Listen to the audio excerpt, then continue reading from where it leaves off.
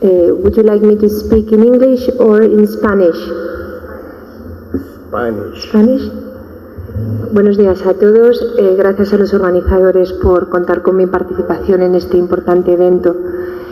Cuando hablamos de bases de datos internacionales en el entorno europeo, seguro que vienen a su mente unas bases de datos muy conocidas y con gran repercusión a nivel mundial, como puede ser el Registro Europeo de Trasplante Hepático, el de la era EDTA o el Collaborative Transplant Study, que han sido iniciativas de sociedades científicas internacionales o de centros específicos como la University of Heidelberg, con el objetivo de desarrollar evidencia en materia de trasplantes.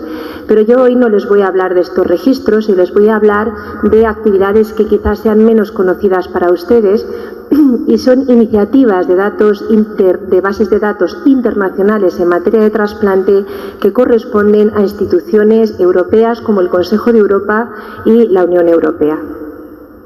En el ámbito del Consejo de Europa, el Consejo de Europa es una institución que cuenta con 47 Estados miembros y que pretenden armonizar prácticas en un sinfín de materias, incluidas todas las relativas a la salud, y además trabajan desde una perspectiva de respeto de los derechos humanos.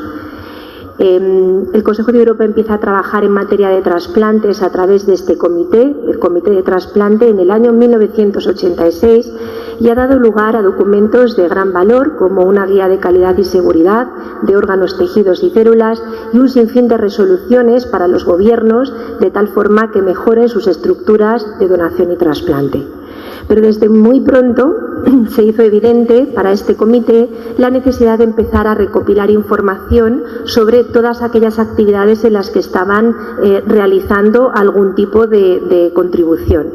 De tal forma que desde el año 89 comenzó a recogerse por parte de este comité y en concreto por parte de la Organización Nacional de Trasplante todo tipo de información sobre actividad de donación y trasplante de órganos, tejidos, células, progenitores hematopoyéticos, listas de espera, negativas a la donación. Esto se refleja en una publicación anual, la Newsletter Transplant, que es editada por el Consejo de Europa junto con la ONT y que sirve como instrumento de difusión de lo que hace este comité, pero que fundamentalmente les va a presentar todo tipo de figuras de actividad. Importante que sepan que inicialmente se trabajaba solamente con los Estados miembros del Consejo de Europa, pero se han incorporado observadores, bien como países individuales o bien como organismos. De hecho, la Red Consejo Iberoamericana de Donación y Trasplante también participa en esta recogida de datos. Decirles que si se empezó trabajando con 16 países, ahora contamos con información de 65 países de todo el mundo y es la única fuente oficial de actividad de donación y trasplante que existe en el momento actual. Y digo oficial porque la información la proporcionan puntos de contacto específicos designados por los ministerios de Sanidad. Bueno, esto me la voy a saltar por cuestión de tiempo. ¿Qué van a encontrar en la Newsletter Transplant cada año? Van a encontrar un listado por cada uno de los países participantes, 65 en el momento actual, con todo tipo de información pormenorizada de donantes en asistolia, donantes vivos, trasplantes hepáticos de vivo, de cadáver, de pediátricos. Existe una información muy pormenorizada que pueden encontrar con una periodicidad anual y muy actualizada.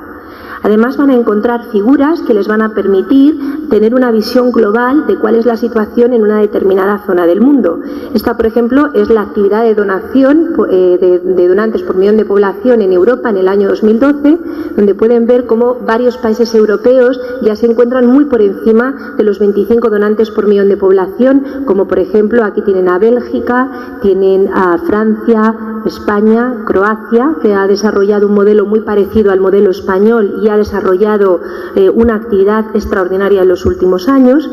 Y además, por el carácter periódico de esta recogida de datos, se nos permite tener unas figuras muy específicas, bien puntuales o bien evaluar lo que ocurre en un periodo de tiempo.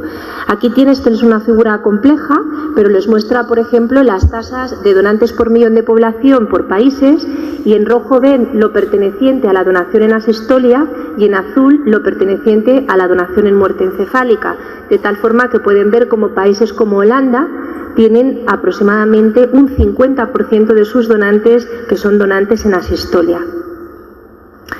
Nos permite ver qué pasa a lo largo del tiempo. Podemos responder a la pregunta ¿qué ha pasado en Europa en el año 2012 con respecto a 5 años antes?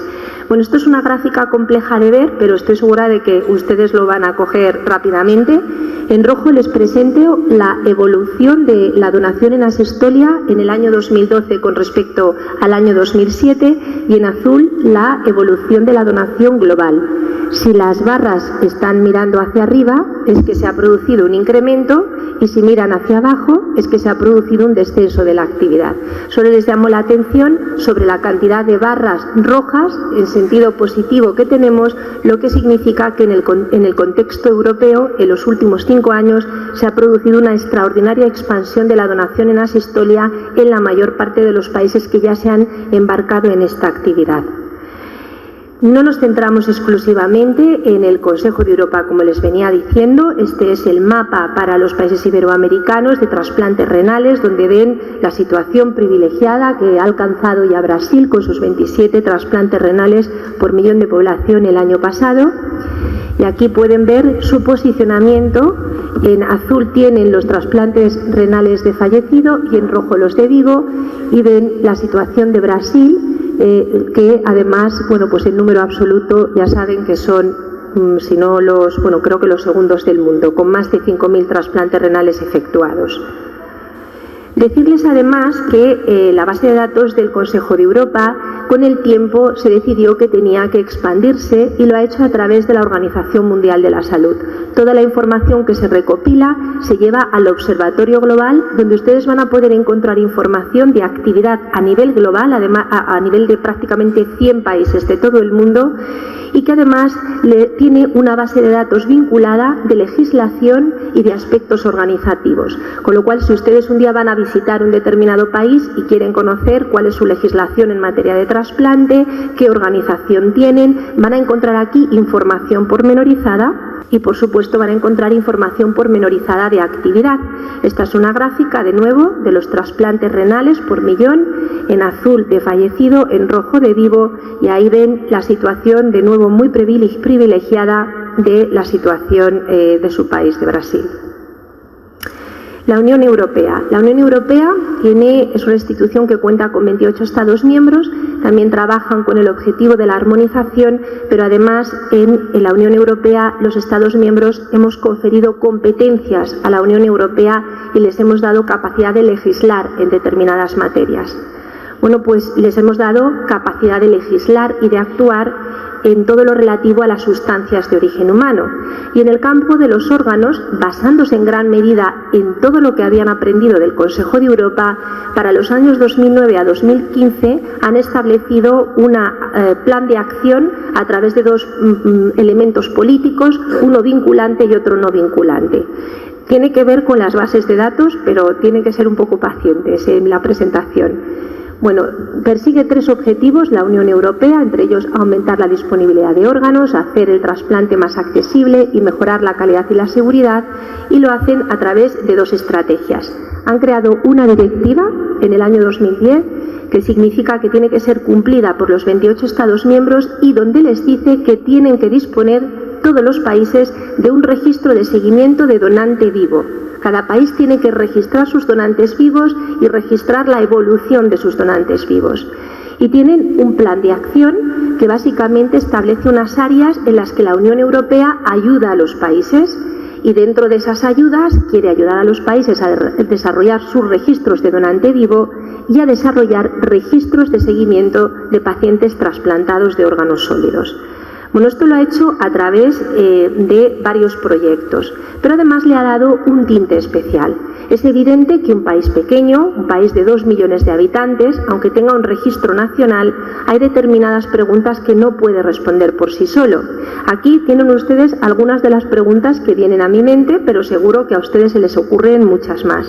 Aprovechando el esfuerzo de armonización europea, la Unión Europea ha querido invertir no solamente en que nuestros países desarrollen sus propios registros, sino que además creamos registros paneuropeos de registros. que seamos capaces de fusionar datos individuales de pacientes a nivel internacional para aumentar nuestra capacidad de generar evidencia. Esto es lo que llamamos registros paneuropeos de registros. Muy rápidamente les llevo a través de los dos proyectos clave por si ustedes los quieren visitar. Este es el proyecto EFRETOS, que ya terminó y que perseguía el objetivo de evaluar los resultados del trasplante, promocionando la creación de un registro europeo, paneuropeo, de registros de seguimiento de trasplantados de órganos sólidos. Esta es la página web del proyecto, donde pueden encontrar toda la información. El proyecto lo lideró Eurotransplant, participaron muchos países europeos, participó la Organización Nacional de Trasplantes también, y contamos con la Sociedad Europea de Trasplante de Órganos. Bueno, pues acordamos un sinfín de cosas que pueden ser de ayuda para cualquiera de cualquier país del mundo, en realidad. Por una parte, acordamos un conjunto de variables de donante y de receptor que deberían encontrarse en cualquier registro nacional y que clasificamos en 3 niveles, 3 tiers, lo que llamamos el Minimum Dataset, el básico y el expandido. Y además, cada una de estas variables les hemos creado un glosario de términos, una definición y un formato de presentación de la variable. Algo muy útil y muy práctico si ustedes están construyendo una base de datos a nivel de su centro o si se está intentando desarrollar o modificar algo a nivel nacional. De tal forma que a todos los países se les pide participar con el Minimum Dataset, evolucionar al básico y proceder al extendido para realizar determinados proyectos de investigación en el futuro utilizando esta base paneuropea. También acordamos cómo manejar los datos y cómo hacer el quality control de los datos y cómo gestionar este registro europeo de registros. Bueno, esta iniciativa la pilotamos y el resultado de este piloto lo pueden encontrar en Transplant International. Bueno, parece una cosa simple, pero les digo que fusionar los registros de seguimiento, en este caso de receptores renales del 2000 al 2008 de 5 países, fue un extraordinario reto, pero nos permitió, bueno, pues tener curvas de supervivencia y nos permitió hacer un modelo de riesgo contando con el elemento país o sin contar con el elemento país. El segundo proyecto, y ya acabo, es el proyecto ACCORD. El proyecto ACCORD tiene varios objetivos muy independientes el uno de los otros, pero uno de ellos es ayudar a los países europeos a construir sus bases de datos de seguimiento de donantes vivos y construir un registro paneuropeo de registros de donantes vivos. El proyecto lo lidera la ONT, contamos con la colaboración de muchísimas instituciones y muy rápidamente el proyecto está en marcha, no hemos acabado, pero sí que hemos acordado un dataset con su correspondiente Data Dictionary de las variables opcionales y obligatorias que debería tener cualquier registro nacional de seguimiento de donante vivo.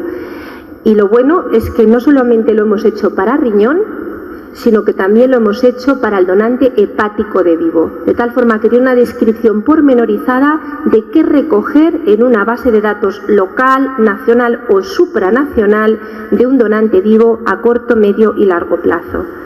Ahora mismo estamos trabajando en la producción de recomendaciones para cómo gestionar registros de vivo nacionales y supranacionales, y nuestra idea de registro supranacional en la que estamos trabajando es fusionar bases nacionales, pero también permitir a países pequeños una entrada de información directa al registro supranacional, porque no tiene sentido que un país con 4 donantes vivos al año pues se haga su propio registro. Termino ya. Creo que todas estas iniciativas contribuyen de forma fundamental a un principio rector del trasplante, el principio de transparencia, que les recuerdo que especifica que la organización y la ejecución de las prácticas de donación y trasplante y sus resultados clínicos tienen que ser transparentes y abiertos a escrutinio. Pero sobre todo todas estas iniciativas nos permiten hacer benchmarking a nivel internacional y nos permiten monitorizar la efectividad de cualquier medida de mejora. Termino por ello con esta frase de Lord Kelvin, que lo siento pero se la leo en inglés porque suena mucho mejor, que dice así: "To measure is to know, if you cannot measure it, you cannot improve it". Gracias por su atención.